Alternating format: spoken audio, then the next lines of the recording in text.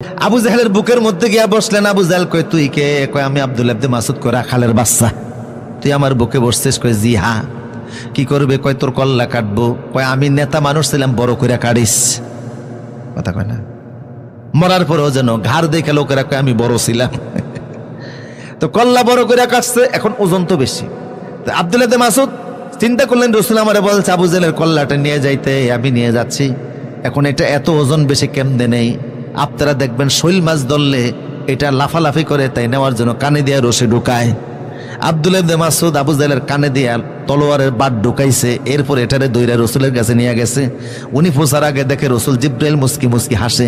রসুল বলে জিব্রাইল, বদরের যুদ্ধে আপনি হাসেন কা? কয় আপনার ইবনে মাসউদের কাণ্ড দেখা। এই ইবনে মাসউদ গত কয়েক বছর আগে কাবা শরীফের পাশে সূরা রহমান তেলাওয়াত করার কারণে আবু জাহেল থাপ্পড় দিয়ে ইবনে মাসউদের কান থেকে রক্ত বের করে দিছিল। আজকে সেই ইবনে মাসউদের মাধ্যমে আবু জাহেলের কানের মধ্যে আল্লাহ রড ঢুকাইছে।